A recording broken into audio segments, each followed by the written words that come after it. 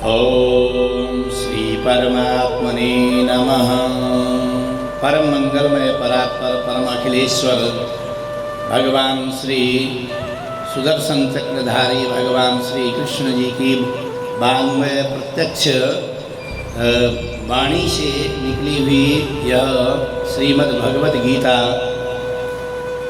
के आज हम तृतीय दिवस में प्रवेश कर रहे हैं और भगवान की यह दिव्य जो वाणी है इसमें जो जिस गीता को हम लोग स्मरण कर रहे हैं इसमें कुल 18 अध्याय है।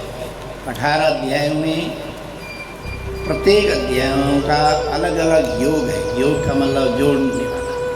प्रथम जो अध्याय है उसमें अर्जुन को विषाद हुआ। विषाद कैसे हुआ, विषाद किन कारणों से हुआ, वह इसमें सारा वर्णन है कि विषाद क्यों हुआ। दूसरा है सांख्य योग। द्वितीय अध्याय का जो नाम है सांख्य योग।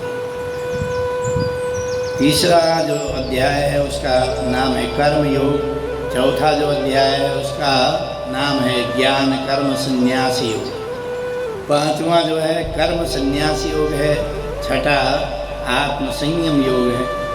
सातवां ज्ञान विज्ञान। आठवां अक्षर ब्रह्म योग। नौवां राज विद्या राजगुह्य योग। 10वां जो है विभूति योग है। एकादश विश्व रूप दर्शन है। द्वादश 12वां जो योग है भक्ति योग है। 13वां जो है त्रयोदश जो अध्याय है उसमें क्षेत्रज्ञ विभाग है। 14वां गुणत्रिय विभाग योग है। 15वां जो है वो पुरुषोत्तम योग है। अभी पुरुषोत्तम मास समाप्त हुआ तो वो पुरुषोत्तम योग है। 16वां देवासुर संपद योग है। 17वां श्रद्धात्रिय विभाग योग और 18वां मोक्ष योग है।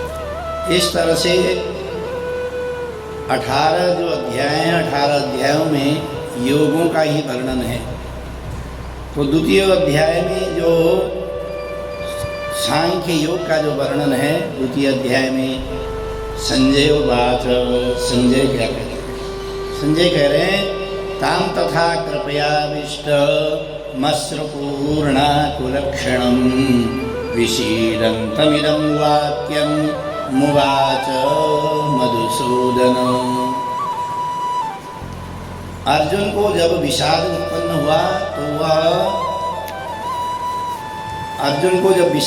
हुआ शोक युक्त होकर के अर्जुन गांडीव नीचे रख करके युद्ध नहीं करूँगा ऐसा मन में विचार करके गांडीव नीचे रख लिया। तब उनको समझाते हुए अर्जुन को समझाते हुए भगवान ने क्या कहा।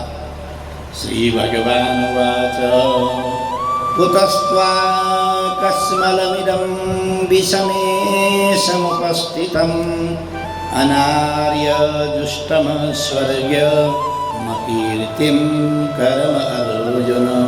हे अर्जुन, तुम ये जो युद्ध नहीं करूँगा ऐसा विचार कर रहे हो तो उससे क्या होगा। यह असमय है। समय उचित समय नहीं है। युद्ध के बीच में ही तुम कह रहे हो कि मैं युद्ध नहीं करूँगा। यह मोह तुम्हें कहाँ से प्राप्त हुआ? ऐसा मोह कहाँ से प्राप्त हुआ? क्योंकि पहले ये महाभारत का युद्ध तो पहले से ही निश्चित था। और यह जो श्रेष्ठ पुरुषों का जो आचरण है वह ऐसा आचरण नहीं होना चाहिए कि जिस कर्म को हम करने के लिए प्रेरित होकर के उस कर्म क्षेत्र में पहुँचे हैं वहाँ पहुँच करके हम कह रहे हैं कि अब मैं यह काम नहीं करूँगा। यह श्रेष्ठ व्यक्ति को उचित नहीं लगता और यह न आपको स्वर्ग प्रदान करने वाला है और न ही कीर्ति को देने वाला है। ऐसा व्यवहार हमारा अनुचित है। क्लैब्यं मां समगम पार्थ न चत्वोयुपपद्यते क्षुद्रं हृदय दौर्बल्यं त्यक्तोत्तिष्ठ परन्तप। हे परंतप अर्जुन, यह जो क्षुद्र हृदय दौर्बल्यम। क्षुद्र हृदय का मतलब है कि जो नपुंसकता है उसको त्याग करके परंतप, हे परंतप, हे अर्जुन, हृदय को तुच्छ दुर्बलता त्याग करके युद्ध के लिए खड़े हो जा। कथम भीष्ममहं संख्ये द्रोणं च मधुसूदन।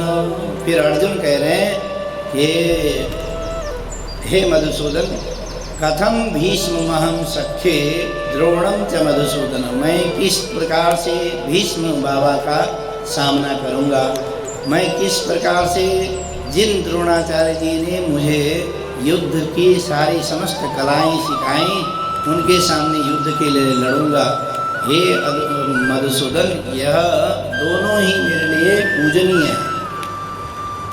गुरून् हत्वा हि महानुभावान् श्रेयो भोक्तं भैक्ष्यमपि लोके हत्वार्थकामास्तु गुरुन्निहैव भुञ्जीय भोगान् रुधिरप्रदिग्धान्। इसलिए यह दोनों जो महानुभाव हैं, गुरुजन हैं, उनको मार करके मैं इस लोक में भिक्षा अन्न, इस लोक में मैं मार करके मैं इस लोक में भिक्षा अन्न खाकर कल्याण समझता हूँ, जबकि गुरु लोगों को, अपने श्रेष्ठ व्यक्तियों को मारना अनुचित मानता हूँ। क्योंकि गुरुजनों को मार करके इस रुधिर से सने हुए मेरे जो हाथ हैं वो अर्थ और काम भोगों को ही भोगूंगा। यह जो संसार का काम भोग ही तो भोगूंगा। न चैतदुदम कतरन्नो गरीयो यद्वा जयेम यदि वा न जयेयु यानेवात्वान दिजीविषाम तेव स्थिता प्रमुखे धृतराष्ट्रा। हम यह भी नहीं जानते कि हम युद्ध में जीतेंगे, जीतना होगा या हारेंगे, कुछ भी नहीं पता। और इन दोनों में से श्रेष्ठ कौन है, जीतना श्रेष्ठ है या हारना श्रेष्ठ है। और यह भी नहीं जानते कि हम जीतेंगे कि नहीं जीतेंगे। जीतने को मार करके हम, जिनको मार करके हम जीतना चाहते हैं, वह कोई अलग नहीं है, वह हमारे ही स्वजन आत्मीय जन धृतराष्ट्र के पुत्र हैं। और इनको मारने से क्या होगा, पहले कि कार्पण्य दोष प्राप्त होगा। कार्पण्य दोष क्या होता है, कायरता से युक्त जो स्वभाव किया जाता है वह कार्पण्य दोष। कह रहे कार्पण्य दोषो परित स्वभाव प्रक्ष्यामि त्वं धर्म समूढचेता यच्छ्रेयसं निश्चितं ब्रूहि तन्मे शिष्यस्तेहं साधिमां त्वं प्रपन्नम्। इसलिए कायरता पूर्वक, कायरता रूपी जो दोष है अपहृत करने वाला है, यह अपकीर्ति देने वाला है। और धर्म के विषय में मोहित हुए मैं आपसे पूछता हूँ कि जो साधन निश्चित कल्याण करने हो वह मेरे लिए कहिए, क्योंकि मैं आपका शिष्य हूँ, आपके शरण में आया हूँ और आप मुझे ऐसी शिक्षा दीजिए। नहीं प्रपश्यामि ममापनुद्या यच्छेकमुच्चोषणयन्द्रियाणाम् अवाप्य भूमा वसपत्नमध्यं राज्यं सुराणामभिचारिपत्यम्। क्योंकि भूमि में निष्कंटक है, धन धान्य संपन्न राज्य को और देवताओं के स्वामीपन को प्राप्त होकर के भी मैं उपाय नहीं देखता। मेरी जो सारी जो इंद्रियां हैं सुख पाने वाले इंद्रियां जो है वह दुख पाने वाली है, शोक को दूर करने वाली नहीं है। संजय उवाच, तब संजय कह रहे हैं एवमुक्त्वा ऋषिकेशं गुडाकेश परन्तप न योत्स्येति गोविन्द त्वा तूष्णीं बभूव। संजय कह रहे हैं कि राजन, हे धृतराष्ट्र, निद्रा को जीतने वाले अर्जुन अंतर्यामी श्री कृष्ण भगवान से, महाराज से इस प्रकार कह करके मैं युद्ध नहीं करूँगा स्पष्ट रूप से कह करके चुप हो गए। तमुवाच ऋषिकेश प्रहसन्निव भारत सेनयोरुभयोर्मध्ये विषीदन्तमिदं वच। तब हे भरतवंशी धृतराष्ट्र, अंतर्यामी श्री कृष्ण महाराज ने दोनों सेनाओं के बीच शोक करते हुए अर्जुन को हंसते हुए क्यों मुस्कुराते हुए समझाने की कोशिश की। जैसे किसी बच्चे को समझाते हैं उसी तरह से, जैसे बच्चा मानता नहीं है, सभी के बीच में यदि कोई जिद करने लग जाता है तो माता पिता उसको समझाते हैं और मुस्कुराते हुए समझाने का प्रयास करते हैं। उसी तरह से भगवान ने भी सबके मध्य में जब अर्जुन को विषाद हो गया तो समझाने का प्रयास करने लगे। अशौच्यानन्वशौचस्तं प्रज्ञावादास्य भाससे गतासु न गतासुस्तं न शोचन्ति पंडिता। ये जो सोचने जिस विषाद को तुम्हें उत्पन्न हो रहा है, जो वैराग्य तुम्हें उत्पन्न हो रहा है, यह सोचनीय विषय नहीं है, क्योंकि यह उचित समय नहीं है। और जो पंडित लोग हैं, जो ज्ञानी लोग हैं, ज्ञानी जैसी तुम बात कर रहे हो, परंतु वो अज्ञानी है, परंतु वह प्राण चले जाए उनके लिए, आप जिनके प्राण नहीं गए हैं उनके लिए भी पंडित लोग शोक नहीं करते। पंडितों जैसी तुम बात कर रहे हो, परंतु यह सोचनीय विषय नहीं है। न तैवाहं जातु नासं न त्वं नेमे जनाधिपा न चैव न भविष्याम सर्वे वयमतः परम। न तो ऐसा ही है कि मैं किसी काल में नहीं था, मैं हमेशा ही था, क्योंकि ये जो आत्मा है वह हमेशा ही स्थिर रहती है, वह हमेशा ही रहती है। मैं किसी काल में नहीं था ऐसा भी नहीं है, नहीं तुम किसी काल में थे ऐसा भी नहीं है। और जो राजा लोग ये जितने सामने खड़े हैं, जिनके साथ हमें युद्ध करना है, वह किसी काल में नहीं थे ऐसा भी नहीं है। हम लोग आगे भी रहेंगे और पहले भी थे, आगे भी रहेंगे, परंतु सिर्फ यह क्या है, यहाँ हमें युद्ध के लिए आए हैं तो अपना कर्म पूर्ण करना है। देहिनोऽस्मिन् यथा देहे कौमारं यौवनं जरा तथा देहांतर प्राप्ति धीरस्तत्र न मुह्यति। जिस तरह से हमें जन्म लेते हैं तो बचपना होता है, उसके बाद थोड़ा उम्र ज़्यादा हो जाती है, किशोर अवस्था आती है, परिवर्तन होता रहता है, फिर उसके बाद युवा अवस्था आती है, यौवन आता है, फिर बुढ़ापा आता है। उसी तरह से जिस तरह से शरीर में परिवर्तन होता रहता है, उसी तरह से ये जो शरीर है, शरीर भी परिवर्तन करने वाले हैं। देहिनोऽस्मिन् यथा देहे, जैसे देह में हमारी परिवर्तन निरंतर होता रहता है, उसी तरह से यह जो शरीर है, शरीर भी परिवर्तनशील है। और इसके लिए जो ज्ञानी लोग हैं, उसको जो धीर पुरुष है वह मोहित नहीं होते हैं। मात्रा स्पर्शात् कौन्तेय शीतोष्ण सुख दुःखदा आगमापायिनो नित्य तां स्थितिस्थ्यस्व भारत। हे भारत, हे कुंती नंदन, सर्दी गर्मी, सर्दी आती है तो फिर सर्दी के बाद गर्मी आती है, गर्मी के बाद पुनः सर्दी आती है। यह ऋतु ही परिवर्तन होती रहती है। सुख और दुख स्थिर नहीं होते, सुख और दुख उस समय के बाद ही आते हैं और परिवर्तन होते रहते हैं। ऐसे ही इंद्रियों में जिस तरह से परिवर्तन होता है, उसी तरह से यह भी हमारे जो शरीर है वह अनित्य है, परिवर्तनशील है। नैयं हीन व्यथयन्त्यन्ते पुरुषं पुरुषर्षभ समदुःख सुखं धीरं सोमृतत्वाय कल्पते। क्योंकि हे श्री पुरुष श्रेष्ठ है अर्जुन, सुख दुख को समान समझने वाले धीर पुरुष इंद्रिय और विषयों के संयोग को व्याकुल नहीं करते, वह मोक्ष के योग्य होते हैं। क्योंकि वही जो लोग हैं वो जो समझते हैं कि यह जो विषय है परिवर्तनशील संसार है, उस संसार में सारी चीज़ परिवर्तनशील है, इसीलिए उनको और कोई दुख नहीं होता है। ना सतो विद्यते भावो ना भावो विद्यते सतः उभयोरपि दृष्टान्त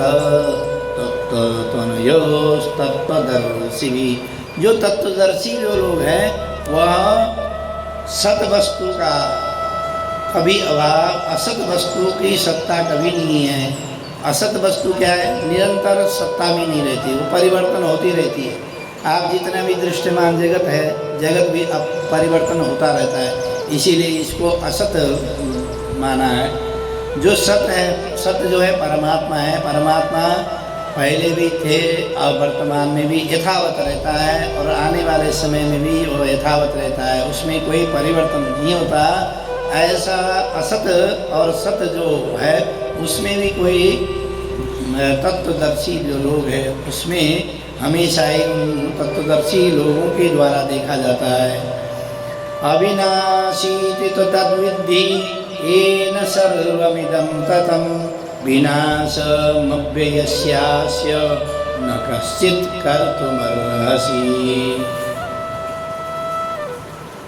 नाश रहित जो तो उस ज्ञान को जिसमें यह संपूर्ण जगत दृश्य वर्ग व्याप्त है, उस अविनाश का विनाश करने में कोई सामर्थ्य नहीं है। वो अविनाशी का जो विनाश है वो कोई अविनाशी का जो विनाश नहीं कर सकता। और जो नाश रहित ये जो शरीर ये जो संसार है इसको तो अविनाशी मान करके चला है। हंत बंतमे देहा नित्यस्योक्त्या शरीरण अनासीनो प्रमेयस्य तस्माद्युद्धस्व भारत। हे भारत, हे भरतवंशी अर्जुन, युद्ध करने के लिए तू तत्पर हो जा, क्योंकि यह नाश रहित अप्रमेय नित्य स्वरूप जीवात्मा यह सब शरीर नाशवान है। क्योंकि शरीर नाशवान है, पुनः दूसरे शरीर उत्पन्न होते हैं, आत्मा नाशवान नहीं है। इस तरह से वो युद्ध के लिए तैयार करते हैं अर्जुन को। येनं वेत्ति हंतारं यच्चैनं मन्यते हतं उभौ तौ न विजानीतो नायं हन्ति न हन्यते। जो इस आत्मा को मरने वाला समझता है वह इसको मरा जानता है, ये दोनों ही नहीं जानते। क्योंकि यह आत्मा वास्तव में न तो किसी को मारता है न किसी द्वारा न किसी को मारता है न किसी के द्वारा मरा जाता है। यह आत्मा जो है मरने वाली नहीं है। आगे वाले श्लोक में कहते हैं न जायते म्रियते वा कदाचित् नायं भूत्वा भविता वा न भूय। यह जो शरीर है कैसा है कहा? ये जो शरीर सहित जो आत्मा है, आत्मा कैसी है? न जायते म्रियते वा कदाचित्, न यह जन्म लेती है यह आत्मा, न मृत्यु को प्राप्त होती है। नायं भूत्वा भविता वा न भूय, यह न अभी पहले हुई है न आगे होगी। आत्मा कभी मरती नहीं है, न पहले मरी है न वर्तमान में मरेगी न भविष्य में मरेगी। अजो नित्यं शाश्वतोऽयं पुराणो न हन्यते हन्यमाने शरीरे। यह जो शरीर है कभी भी मरने वाला नहीं है। यह शरीर भी क्या है? पंचभौतिक शरीर है, 5 तत्वों में मिल जाता है। इस हिसाब से यह शरीर भी मरने वाला नहीं है। सिर्फ शरीर की आकृति परिवर्तन होती है और न शरीर मरता है न आत्मा मरती है।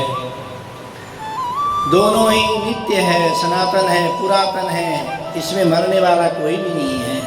वीरा विनाशिनं नित्यं यवेनमजमव्ययं कथं स पुरुषः पार्थं कं घातयति हन्तिकम्।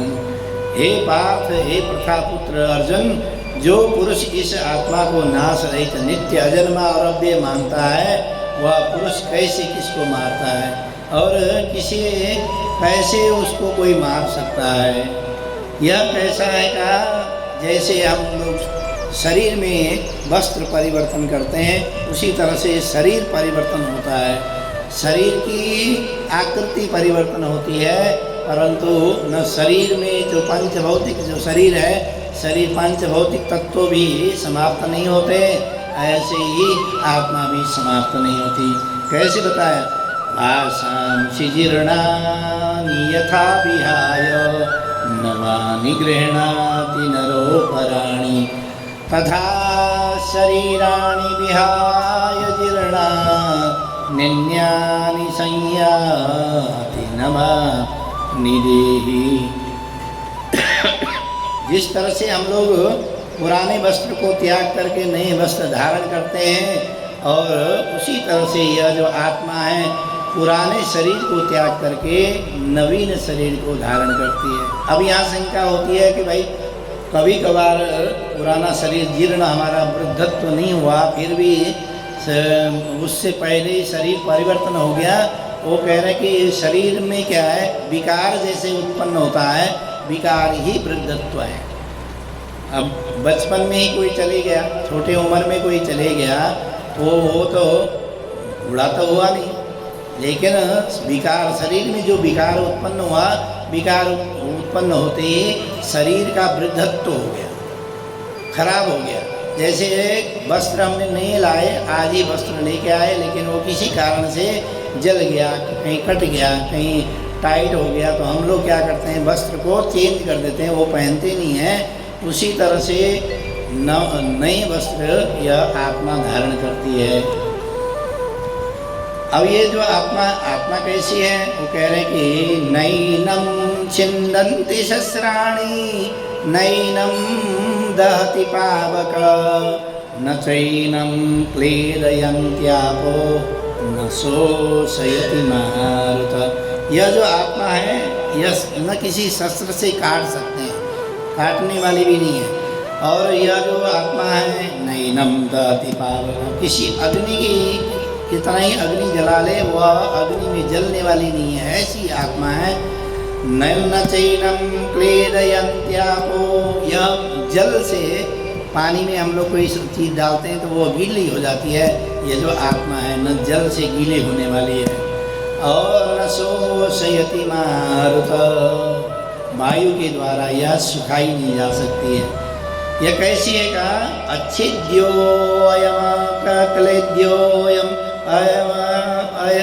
अच्छिद्योऽयं क्लेद्योऽयं अयं क्लेद्यो अशोष्यैव च नित्य सर्वगतस्थाणु रचलोऽयं सनातन। अच्छिद्यो अयम दाह्योऽयं अयं क्लेद्यो अशोष्यैव च।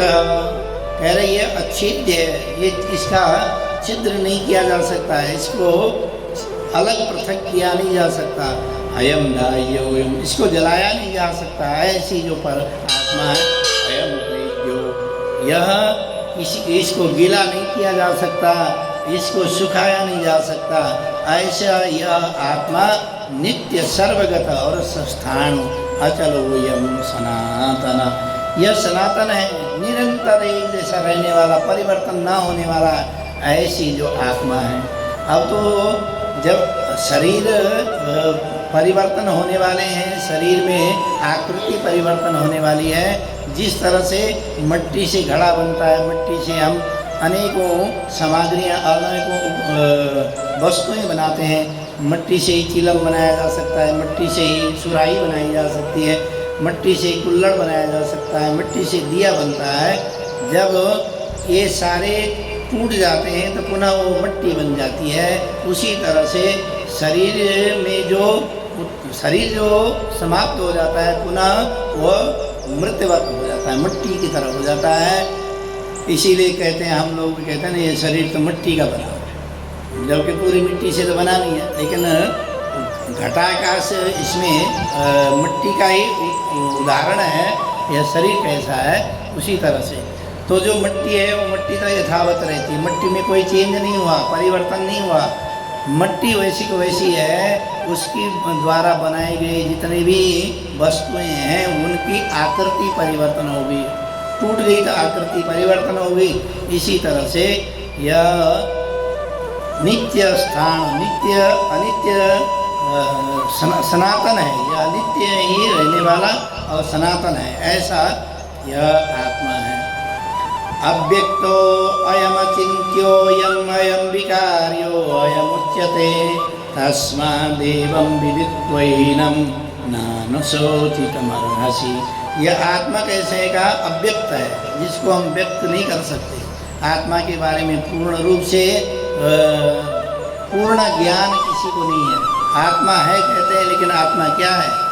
और जिस तरह से परमात्मा की ये बारे में हम लोग वेदों में, मंत्रों में, जितने भी हमारे ग्रंथ हैं, सभी ग्रंथों में भगवान की जो गुणानुवाद किए हैं वह पूर्ण नहीं है, उसमें भी कहीं न कहीं न्यूनता है। निरंतर हम उनके गुणानुवाद करते भी रहें तब भी उसमें भी पूर्ण नहीं हो पाता है। ऐसे यह अव्यक्त है, व्यक्त करने के पूर्ण रूप से व्यक्त नहीं कर सकते। और यह अचिंतनीय है, इसको चिंतन में भी हम पूर्ण रूप से नहीं रख सकते, ऐसी आत्मा है।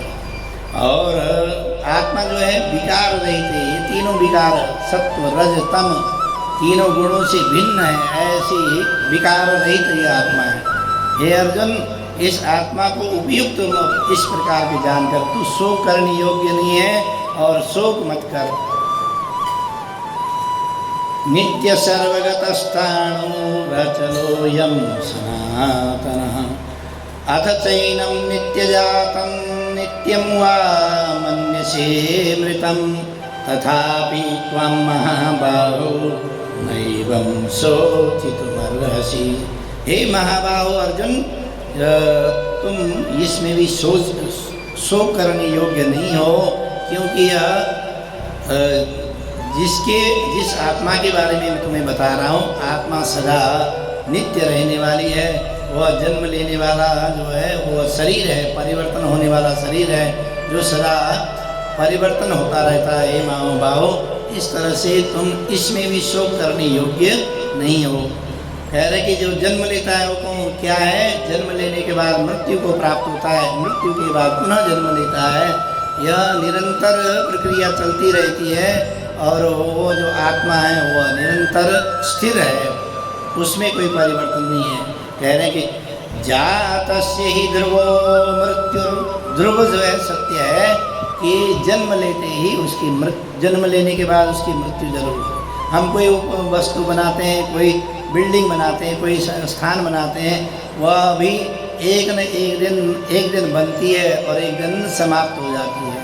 ये निरंतर परिवर्तन होता है। किसी की उम्र 100 साल होती है, किसी बिल्डिंग की 25 साल, किसी 50 साल। आप भी देख रहे होंगे आसपास में बिल्डिंगें बनती हैं, कोई फ्लोर बाय बना रहा है, कोई कैसे बना रहा है। उन बिल्डिंगों को तैयार करते हैं, फिर 20, 25, 50 साल बाद वह परिवर्तन हो जाते हैं। जिस स्थान में हम लोग यहाँ बैठे हैं, हो सकता है इस स्थान में सैकड़ों वर्ष पहले यहाँ कोई बहुत बड़ी बिल्डिंग हो और आने वाले जो 100 साल के बाद यहाँ कोई और परिवर्तन हो जाए, तो परिवर्तन निरंतर होता रहता है। जातस्य ध्रुवो मृत्यु, जिसका जन्म होता है, जिसको जो उत्पन्न होता है वह मरता जरूर है। ध्रुवम जन्म मर्तस्य च, ये ध्रुव सत्य है। तस्मात् परिहारेऽर्थं न तं शोचितुमर्हसि, इसलिए तुम यह सोचने योग्य नहीं है, यह सोचनीय विषय नहीं है, क्योंकि जन्म जो लेता है उसकी मृत्यु होती है, मृत्यु होने के बाद पुनः जन्म लेता है। अव्यक्तादीनि भूतानि व्यक्तमध्यानि भारत अव्यक्त निधनान्येव तत्र का परिदेवना। हे अर्जुन, संपूर्ण प्राणी जन्म से पहले अप्रकट थे और मरने के बाद भी अप्रकट होने वाले हैं, इस बीच में ही प्रकट होते हैं। ऐसी स्थिति में क्या शोक करना है। जैसे अभी मैंने आपको बताया कि घड़े के रूप में, उसी तरह से मट्टी जब पहले मट्टी थी, जब उसको कुम्भकार ने उसकी आकृति दी तो अलग अलग उसकी वस्तुएं बन गई, और जब वो टूट जाता है और समाप्त हो जाता है, पुनः वो मिट्टी हो जाती है, उसमें कोई आकार नहीं होता। मिट्टी को हम कोई नाम नहीं देते। उसी तरह से यह जो हमारा जो शरीर है, यह नाम सिर्फ भगवान ने जो आकृति दी है उसी आकृति का नाम है। कोई मनुष्य हो गया, कोई कीट हो गया, कोई पतंग हो गया, कोई चराचर जगत हो गया, कोई पेड़ हो गया, इस तरह से। परंतु है क्या, यह जो शरीर है, शरीर जन्म लेने वाला है, मृत्यु को प्राप्त होने वाला है। जो आत्मा है वो अजर और अमर है। अशौच्यानन्वशौचस्त आश्चर्यवत् पश्यति कश्चिदेन आश्चर्यवद्वत् तथैव चान्ये आश्चर्यवच्चैनमन्यः शृणोति श्रुत्वापीनं न भेद कश्चित्। कोई एक महापुरुष की इस आत्मा की को आश्चर्य की भांति देखता है। महापुरुष जो है इस आत्मा को आश्चर्य की भांति देखते हैं। वही दूसरा महापुरुष उस आश्चर्य की दूसरा वर्णन करता है। कोई तीसरा महापुरुष इस जो आत्मा है उसको अलग भांति देखता है। और प्रत्येक का आत्मा को देखने का अलग अलग प्रकार है, अलग अलग भांति है। इसीलिए तू शोक करने योग्य नहीं है। देहि नित्यमवद्योऽयं देहे सर्वस्य भारत तस्मात् सर्वाणि भूतानि न त्वं शोचितुमर्हसि। तुम शोक करने योग्य नहीं हो, क्योंकि ये जो शरीर है अवध्य है। अवध्य मतलब शरीर वध करनी है। जिसको जो आत्मा है वो अवध्य है। अवध्य मतलब जिसका वध नहीं किया जा सकता, जिसको मारा नहीं जा सकता, वह ऐसा जो आत्मा है। और शरीर जो है परिवर्तनशील है। इस कारण संपूर्ण प्राणियों में तू शोक करने योग्य नहीं है। तुम शोक मत करो। स्वधर्ममपि चावेक्ष्य न विकम्पितुमर्हसि धर्माद्धियुद्धाच्छेयो क्षत्रियस्य न विद्यते। यह क्षत्रिय के लिए उचित नहीं है धर्म युद्ध करना, जो कर्म है। क्योंकि कर्म आपका प्रधान क्या है, युद्ध के लिए हम आए, यह मुख्य कर्म है। और अपने कर्म को त्याग करके तू भय करने लगता है, यह तुम्हारे योग्य नहीं है। यदृच्छाया चोपपन्नं स्वर्गद्वारमुपावृतं सुखिनः क्षेत्रिया पार्थ लभन्ते युद्धमीदृशम्।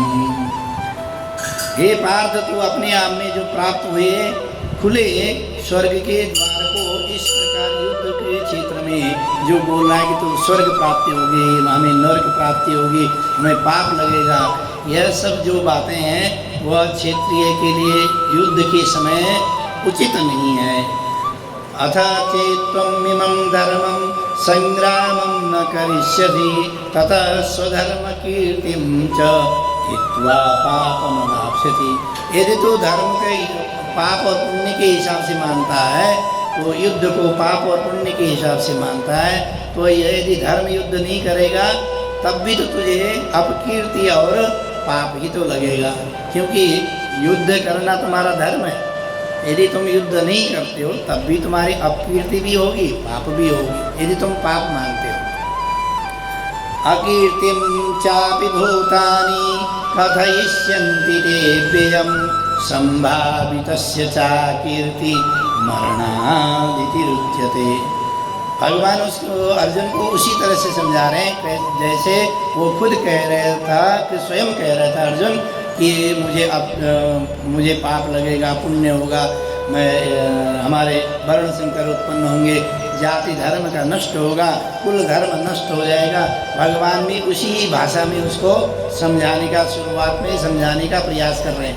क्योंकि पहली कक्षा में है, प्रथम कक्षा में जो पहला अध्याय है वो प्रवेशिका है, दूसरा जो अध्याय है वो उसमें प्रवेश हो चुका है। जैसे आपने देखा होगा पहली कक्षा में जब बच्चे को भेजा जाता है तो बच्चा जाने के लिए मना करता है, कह रहे जी मैं स्कूल नहीं जाऊंगा, मम्मी मैंने नहीं जाना।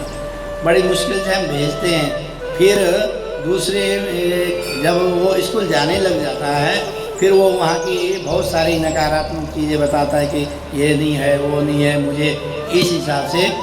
तब माँ बाप जिस तरह से समझाते हैं वो उसी लेवल में समझाते हैं। जब यदि बच्चा MA PhD करने जब कॉलेज नहीं जा रहा होता है, उस समय जो माँ बाप जो समझाते हैं उसका लेवल अलग होता है। यहाँ पर भगवान उसको अभी वर्तमान में पुण्य और पाप जो उसने पूछा कि मुझे पाप होगा अपने स्वजनों को मारने से, भगवान ने उसको पाप और पुण्य के हिसाब से ही समझाने का प्रयास कर रहे हैं। वो कह रहे हैं अकीर्तिम चापि भूतानि कथयिष्यन्ति ते व्ययम संभावितस्य चाकीर्ति मरणादिति उच्यते। यदि तुम युद्ध नहीं करते हो तब भी तुम्हारी अपकीर्ति होगी।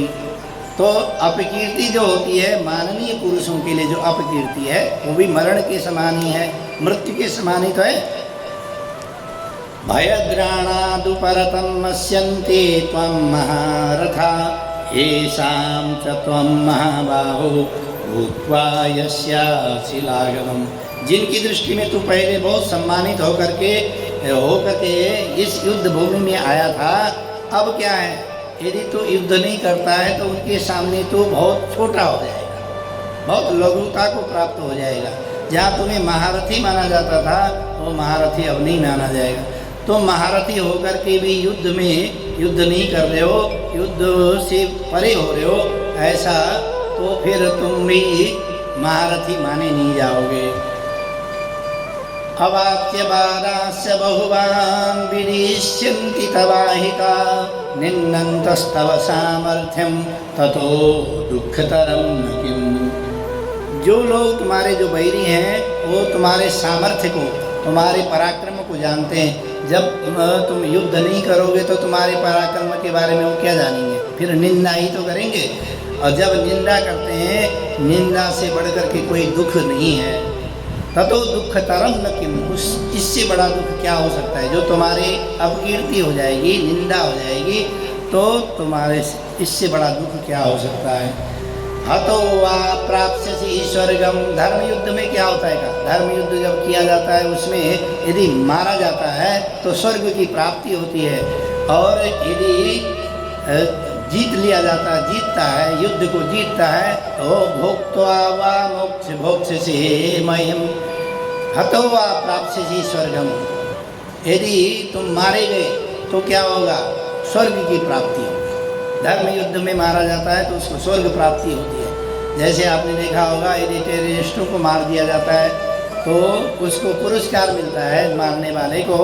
यदि वही व्यक्ति किसी अन्य आम जनता को मार दे तो उसको फांसी हो जाती है। मारा तो उसने दोनों को ही।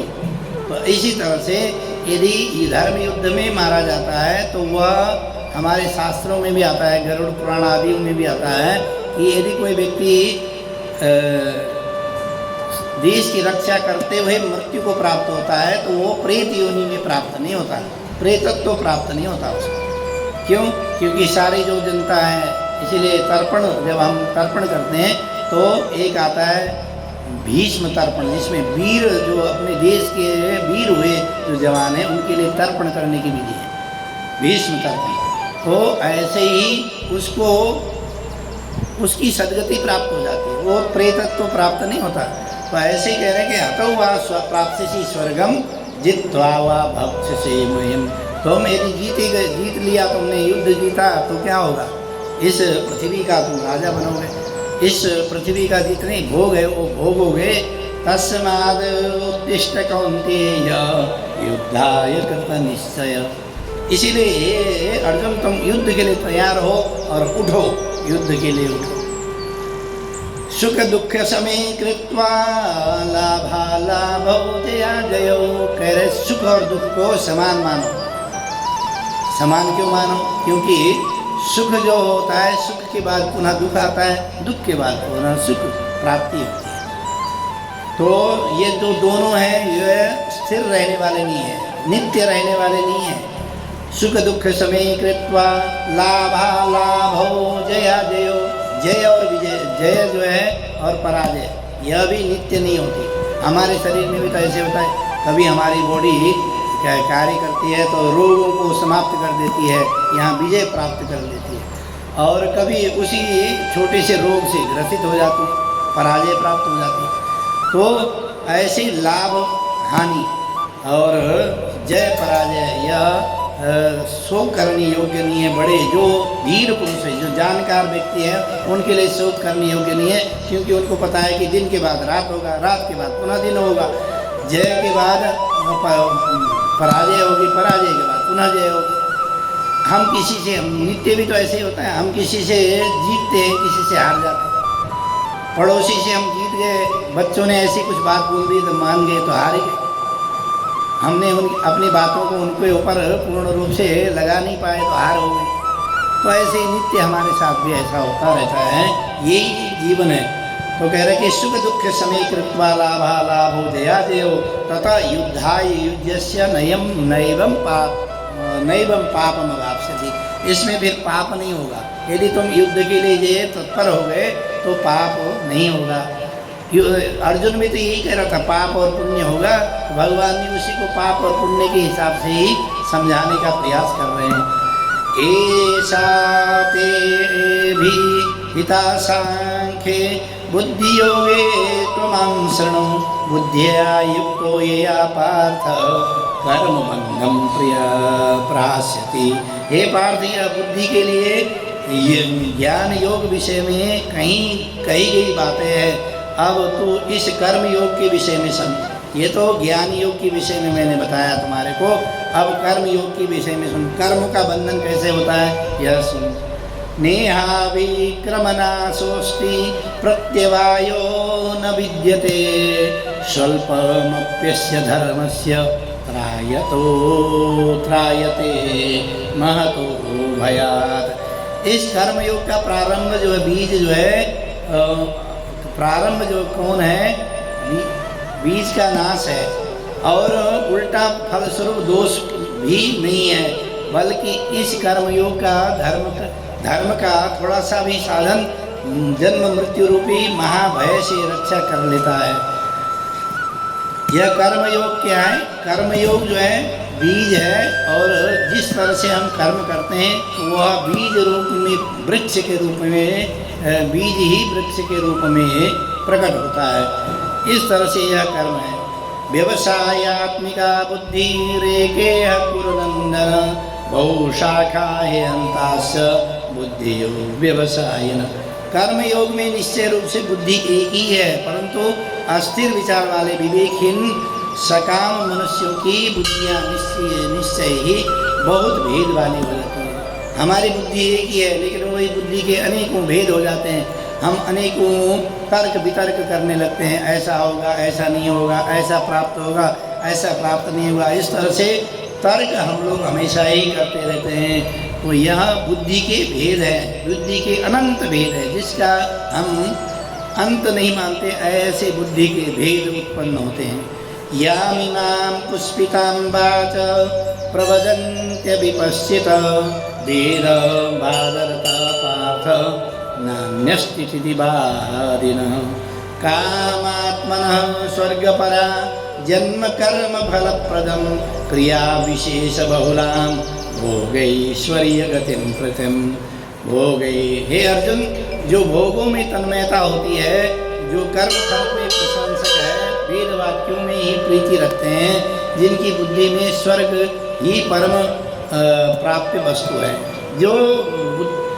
जो सिर्फ एक स्वर्ग कर्म फल के प्रशंसक है, कर्म से हमें स्वर्ग आदि लोग प्राप्त होगा, वह इससे भी स्वर्ग से भी बढ़कर के दूसरी वस्तु है। ऐसा कहने वाले जो विवेकी जन हैं, उन प्रकार इस प्रकार की पुष्पित दिखाओ शोभायुक्त वाणी को कहा करते हैं। जन्म रूप कर्म फल देने वाला तथा भोग और ऐश्वर्य को प्राप्त करने के लिए नाना प्रकार की बहुत सी क्रियाओं का वर्णन करने वाली है। उस वाणी के द्वारा जिसका चित्त हर लिया जाता है, जो भोग और ऐश्वर्य के अत्यंत आसक्त है, उस पुरुष की परमात्मा में निश्चय ही बुद्धि होती है। यहाँ कह रहे हैं कि सिर्फ स्वर्ग और पाप पुण्य स्वर्ग नरक की बात नहीं है, इससे भी आगे जो है परमात्मा जो प्राप्ति है, परमात्मा की प्राप्ति जो है पुरुषों की मुख्य धारा है। त्रैगुण्य विषया वेदा निस्त्रैगुण्यो भवार्जुन निद्वंद नित्य सत्वस्थ निर्योगक्षेमात्मवान। हे अर्जुन, जो वेद है, वेद से उपयुक्त प्रकार से 3 गुणों का वर्णन किया गया है। 3 गुणों में सत्व रज तम, इन 3 गुणों से जो युक्त है वह कार्य रूप, जो हम जिस कार्य को करते हैं वह 3 गुणों से युक्त है। त्रिगुण इसलिए उन भोगों को, जो 3 गुणों से युक्त जो भोग है, वो साधनों के आसक्तिहीन होकर के कर्म करने वाला है। इसमें आसक्ति ना रख करके कर्म करो। तो कह रहे कि यावनर्थे उदपाने सर्वत संलुप्तोदके तावन् सर्वेषु वेदेषु ब्राह्मणस्य विजानत। एक और परिपूर्ण जलाशय की प्राप्ति हो जाने पर छोटे जलाशय में मनुष्य का जितना प्रयोजन रहता है, ब्रह्म तत्व को जानने वाले ब्राह्मणों का समस्त वेदों में भी उतना ही प्रयोजन रहता है। क्योंकि जब ब्रह्म तत्व की प्राप्ति होगी तो वेदों से क्या अभिप्राय? क्योंकि वेद तो ब्रह्म को प्राप्त करने का एक साधन है। इसीलिए कहा है कर्म करना बहुत जरूरी है। कर्मण्येवाधिकारस्ते मा फलेषु कदाचन मा कर्म फल हेतुर्भूर्मा ते संगस्तु कर्मणि। हे अर्जुन, तो सिर्फ क्या करना है? कर्म करना जरूरी है। कर्म का फल तुम्हारा अधिकार नहीं है, क्योंकि फल तुम अपने हिसाब से फल की कामना नहीं कर सकते। जो कर्म होता है उसकी फल की जो कामना जो करता है, वो कामना तुम्हारे हिसाब से कभी भी नहीं होती। माँ कर्म फल हेतुर्भूर्मा ते संगोस्तु कर्मणि। इसलिए तू कर्म का फल का मत सोच और कर्म करने के लिए तत्पर हो, और कर्म के फल में आसक्ति मत कर, ऐसा भगवान कहते हैं। आज की जो कथा है यहीं पर हम सत्संग यहीं पर विराम देते हैं। कल शनिवार है, कल हमारे को आना नहीं होता है, फिर परसों फिर इसी तरह से यही समय में हम प्रारंभ करेंगे। बोलो सच्चिदानंद भगवान की जय। ओम नमः पार्वती पतये हर हर महादेव।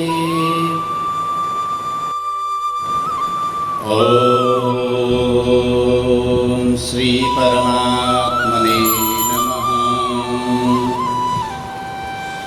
शांताकारं भुजगशयनं पद्मनाभं सुरेशं विश्वाधारं गगनसदृशं मेघवर्णं शुभांगं लक्ष्मीकान्तं कमलनयनं योगिभिर्ध्यानगम्यं वन्दे विष्णुं भवभयहरं सर्वलोकैकनाथं श्रीविष्णवे नमः। अथ द्वितीयोऽध्याय। संजय उवाच तं तथा कृपयाविष्टमश्रुपूर्णाकुलेक्षणं विषीदन्तमिदं वाक्यमुवाच मधुसूदनः।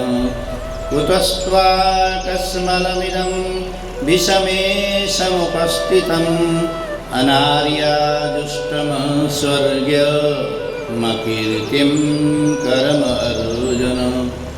क्लैब्यं मां स्मगमपार्थ नैतत्त्वोपयुप्रपद्यते।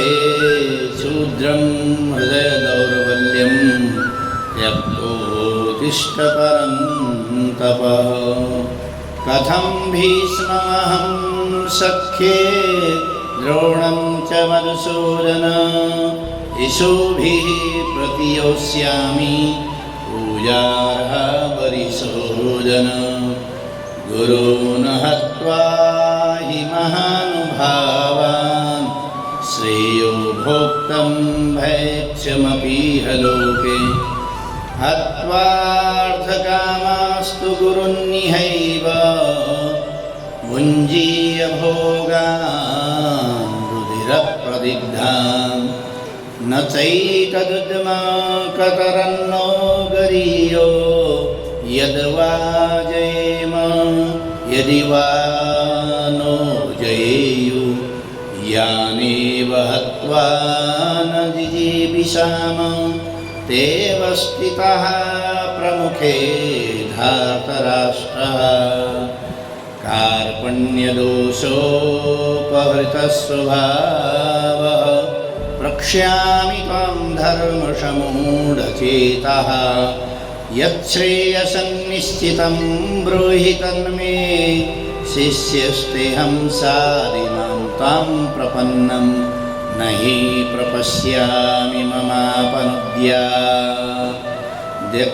यच्छेकमक्षोषणयन्द्रियाणाम् अवाप्य भौमा वसपत्नमध्यं राज्यं सुराणामभिचाधिपत्यम् संजय उवाच एवमुक्त्वा ऋषिकेशं गुडाकेशः परन्तप न योत्स्य इति गोविन्द मुक्त्वा तूष्णीं बभूव तमुवाच ऋषिकेशः प्रहसन्निव भारत सेनयोरुभयोर्मध्ये विषीदन्तमिदं वच श्रीभगवानुवाच अशौच्यानन्वशौचस्त्वं प्रज्ञावादास्य भाषसे गतासूनगतासूश्चं नानुशोचन्ति पण्डिता न तैवाहं जातु नासं न त्वं मे जनाधिपः न चैव न भविष्यामः सर्वे वयमतं परम् देहिनोऽस्मिन् यथा देहे कौमारं यौवनं जरा तथा देहान्तरप्राप्तिर्धीरस्तत्र न मुह्यते मात्रा स्पर्शात् कौन्तेय शीतोष्णसुखदुःखदः आगमापायिनो नित्यस्तां स्थितिशस्व भारत यं हि न व्यथयन्ते पुरुषं पुरुषर्षभ समदुःखसुखं धीरं सोमृत्यत्वाय कल्पते नाशतो विद्यते भावो नाभावो विद्यते सतः उभयोरपि दृष्टान्त तत्त्वयो तत्त्वदर्शिभिः अविनाशी तु तद्विद्धि येन सर्वमिदं ततं विनाशमव्ययस्यास्य न कश्चित् कर्तुमर्हसि अन्तवन्त इमे देहा नित्यस्योक्ताः शरीरिणः अनासीनो प्रमेयस्य तस्माद्युद्धस्व भारत य एनं वेत्ति हन्तारं यच्चैनं मन्यते हतम् उभौ तौ न विजानीतो नायं हन्ति न हन्यते न जायते म्रियते वा कदाचित् नायं भूत्वा भविता वा न भूयः अजो नित्यः शाश्वतोऽयं पुराणो न हन्यते हन्यमाने शरीरे वेदाविनाशिनं नित्यं येन मयमव्ययं कथं स पुरुषः पार्थ कं घातयति हन्तिकम् वासांसि जीर्णानि यथा विहाय नवानि गृह्णाति नरोपराणि तथा शरीराणि विहाय जीर्णा निन्यानि संयाति नवानि देहि नैनं छिन्नन्ति शस्त्राणि नैनं दहति पावकः न चैनं क्लेदयन्त्यापो न शोषयति मारुतः अच्छेद्योऽयमदाह्योऽयम् अयं क्लेद्यो अशोष्यैव च नित्यः सर्वगतः स्थाणु प्रचलोऽयं सनातनः अव्यक्तोऽयमचिन्त्योऽयम् अयमिकार्योऽयमुच्यते तस्मादेवं विदित्वैनं नानुशोचितुमर्हसि अथ चैनं नित्यजातं नित्यं वा मन्यसे मृतं तथापि त्वं महाबाहो नैवं शोचितुमर्हसि जातस्य हि ध्रुवो मृत्यु ध्रुवं जन्म मृतस्य च तस्मात् परिहारेऽर्थेन त्वं शोचितुमर्हसि अव्यक्तादीनि भूतानि व्यक्तमध्यानि भारत अव्यक्तनिधनान्येव तत्र का परिदेवना आश्चर्यवत् पश्यति कश्चिदेन आश्चर्यवद्वत् वदति तथैव चान्ये आश्चर्यवच्चैनमन्यः शृणोति श्रुत्वापेनं वेद न चैव कश्चित् देहि नित्यमवध्योऽयं देहे सर्वस्य भारत तस्मात् सर्वाणि भूतानि न त्वं शोचितुमर्हसि स्वधर्ममपि चावेक्ष्य न विकम्पितुमर्हसि धर्म्याद्धीयद्राच्छेयो न्यक्षत्रियस्य न विद्यते यदृच्छाया चोपपन्नं स्वर्गद्वारमुपावृतं सुखिनः क्षत्रियाः पार्थ लभन्ते युद्धमीदृशम् अथ चेत् त्वमिमं धर्म्यं संग्रामं च करिष्यति ततः स्वधर्मकीर्तिं च हित्वा पापमवाप्स्यसि अकीर्तिं चापि भूतानि कथयिष्यन्ति ते व्ययम् सम्भावितस्य चाकीर्ति मरणादिति रच्यते भयद्राणादुपरतं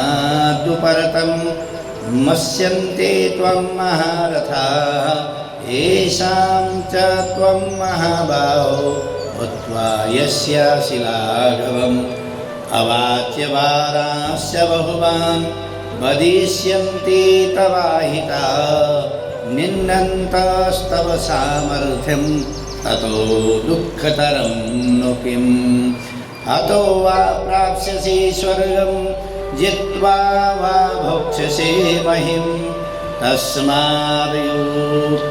कौन्तेय युद्धाय कृतनिश्चयः सुखदुःखे समे कृत्वा लाभालाभौ जयाजयो ततो युद्धाय युज्यस्व नैवं पापमवाप्स्यसि एष तेभिः अहिता साङ्ख्ये बुद्धिर्योगे त्वमां शृणु बुद्ध्या युक्तो यया पार्थ कर्मबन्धं प्रहास्यसि देहाभिकर्मनाशोऽस्ति प्रत्यवायो न विद्यते स्वल्पमप्यस्य धर्मस्य त्रायते महतो भयात् व्यवसाये आत्मिका बुद्धि रेकेह कुरु नन्दन बहुशाखा हेयन्ताश्च बुद्धयो व्यवसायिनां यामिमां पुष्पितां वाचं प्रवदन्त्यविपश्चितः वेदापदारता पार्थ नान्यस्तदेति वादिनः कामात्मनः स्वर्गपरा जन्मकर्मफलप्रदं क्रियाविशेषबहुलां भोगैश्वर्यगतिं